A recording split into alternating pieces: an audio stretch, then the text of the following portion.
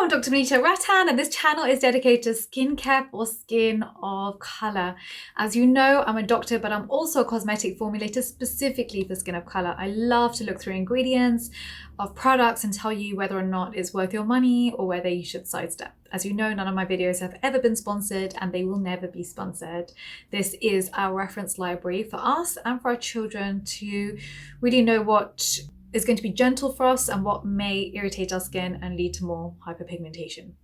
So today's video is all about periorbital eczema. So that's eczema around the eyes. So it tends to happen on the eyelids and underneath the eyes. I've got multiple videos on eczema for the face, body, and for children. So you can watch those for those specific situations, but this one really is for around the eye area. Often for skin of color, any form of inflammation does lead to pigmentation. So at the Hyperpigmentation Clinic, that's my clinic, I see a lot of cases of periorbital pigmentation that have happened after eczema, because that constant rubbing, irritation, and inflammation triggers the melanocytes, the cells that produce the pigment melanin. Those cells then become hyperactive, they're clustered around the eyeball, and you see it as dark circles. So really what we want to do with periorbital eczema is to break the vicious cycle and try and nip it in the bud as early as possible so that you don't end up then with pigmentation, because once you get pigmentation, it's actually very difficult to treat in someone with eczema because the skin barrier is damaged. So then how many actives can you really put on that skin to try and treat the pigmentation? So we just don't even want to get to that point if we can avoid it. So if that sounds good to you, please give me a thumbs up. Let's dive right in.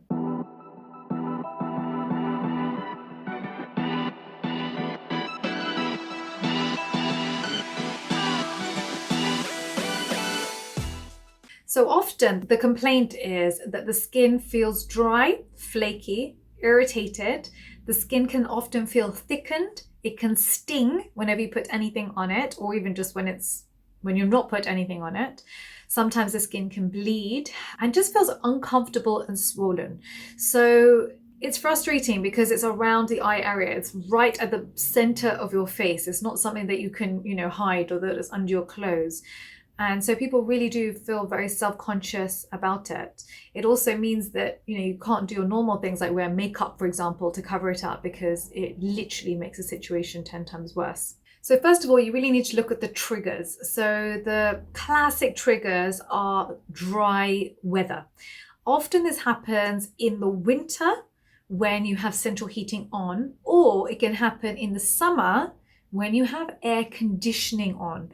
Both those situations are going to dry the air and can be triggers for periorbital eczema. The next classic trigger is stress. So stress really affects the water holding capabilities of the epidermis, the top layer of skin. And so then you get more transepidermal water loss, so more water evaporation from the skin. And then guess what happens? Your epidermis is now dry, and you are now in that vicious cycle of getting eczema. So stress is something that also really does need to be managed. The third is contact dermatitis. So this is really any cosmetics. This includes creams, washes, makeup, moisturizers that contain things like denatured alcohol, which can dry the skin, fragrance, which can irritate the skin as well, essential oils, which is a skin sensitizer. These things really should not be worn on eczema prone skin or a damaged skin barrier. So really, please have a look at your makeup, have a look at the ingredients. It's very likely that a lot of these ingredients are actually in those cosmetics and in those creams. The next common cause is atopic dermatitis, which tends to take place under 5 years old and affects about 20% of children.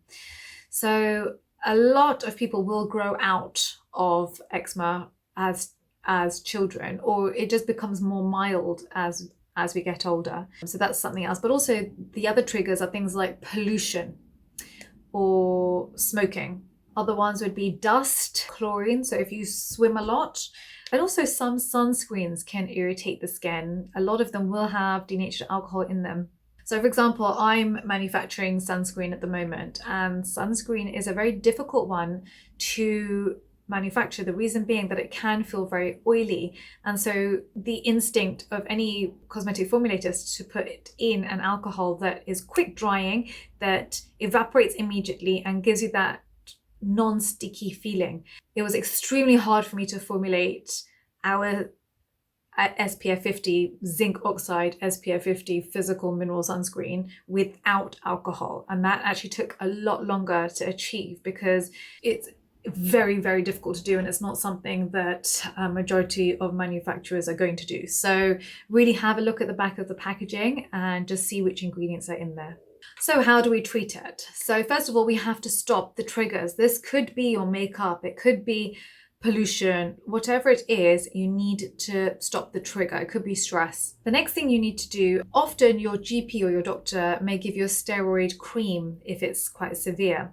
It's a circuit breaker in this vicious cycle, because eczema equals dry skin equals not a healing environment for the skin equals more transepidermal water loss equals more dry skin, and it literally is this vicious cycle. So really want to stop the inflammation, calm the skin down, create that healing environment for the skin, allow the skin to recover.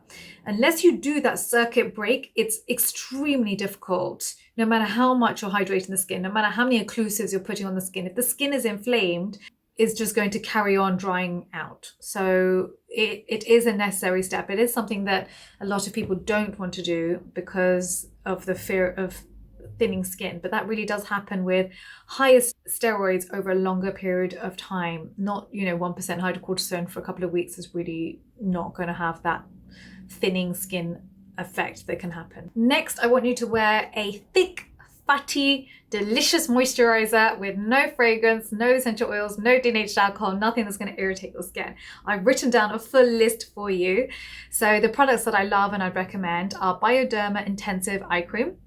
I like Vanicream Moisturizing Ointment because it's thicker and that really is going to trap water in the skin. Aveeno Eczema Therapy Itch Relief Balm, again, is very occlusive, very, very thick. QV Intensive Ointment, and that is for our Australian family and New Zealand family who have access to QV. So everybody who's watching this channel should be able to get access to one of these products. I really put a lot of effort to making sure that the products that I'm recommending are global products that my whole family around the world has access to. There's no point me doing a video where it's only products that you can find in the UK. That really isn't gonna help everybody. So I do try and make a conscious effort to do that. So please buy one of those products. As you know, none of my videos have ever been sponsored. They'll never be sponsored. This is purely based on what's in your best interest. I may even go one step further and cover the area on top with Vaseline, so the non-fragrance Vaseline, just to really occlude the area, especially at nighttime. At nighttime, I'd also use a humidifier because water has to come from somewhere. And either the water is evaporating or the water is being locked into your skin. And it really is a process of diffusion. So really you want the air around you a relatively higher water content and not a drying environment, because obviously water is just going to evaporate. We do not want that. We want to create that healing environment. So please buy yourself a humidifier and put it on at nighttime. And please don't have any AC or central heating on at nighttime if you can avoid it. I know obviously if you're in a really hot country and you're going to not be able to survive without AC, I fully understand, but just know what's going on and just know how important it is for you to purchase a humidifier as well. When you wash your face, please don't put it under a hot shower. So when you have your normal shower, as it is, I don't want any of you using a hot shower anyway. It's so bad for our skin. But if you can't survive without your hot shower, I do understand. Try and make it lukewarm if you can, but don't put your face under it. I want your face to be washed with relatively cool water, not cold water, but cool water. And use Micellar Gel Wash if the skin is actually dirty. It's probably one of the most gentle things that you can use on your skin, where your skin still feels hydrated after you've washed it. You do not want your skin feeling squeaky, or dry or tight. It's absolutely the enemy for all our skin, but especially eczema prone skin. It's also essential to reduce stress. I know it's really easy to say. I mean, I'm literally the most stressed person. I'm like the worst person to give you advice on stress. But when you're in times of difficulty and, this COVID has has just been a nightmare for so many people. So many of us know people who have had COVID, who passed away with COVID, and we've all gone through a lot of grief, I'd say, in the last 12 months. I think this has really impacted, you know, everything around us, but it has also impacted our body. It's impacted our skin. And you're probably, if you have been eczema prone, you're probably likely to have had a flare up, to be honest, in the last 12 months, just because of the amount of stress we're all under. So it's easy for me to say, you know, oh, de-stress your life, but obviously life isn't quite like that. And what I would say is try and manage your stress as best you can, and just know that, you know, holding stress in, I used to do this, hold stress in, and it would just affect every part of me. And I don't want that for you. So I would invest in learning how to manage stress, because life is stressful. Like, just even the thought of what may or may not happen is stressful. That's something I really had to learn this year, honestly.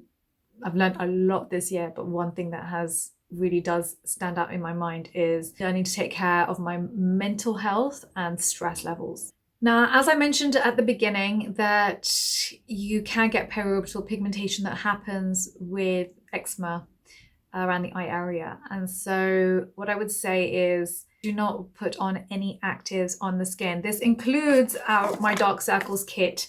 Please do not wear this if your skin barrier is broken, because it's only going to irritate your skin further. You have to repair the skin barrier before you can do anything about the pigmentation. I would say make sure you're really good with your SPF50. I do prefer physical because of the anti-inflammatory effects of zinc oxide. Make sure there's no alcohol in it or any fragrance in it. That's really essential for a compromised skin barrier. Don't forget, I'm in the comment section for 1 hour at the launch of every single video. Please do download your free guide, link is down below. Please don't forget to follow me on Instagram at the Hyperpigmentation Clinic, and at Skincare by Dr. V, and TikTok as Dr. Vanita Rattan. Thank you very much for watching.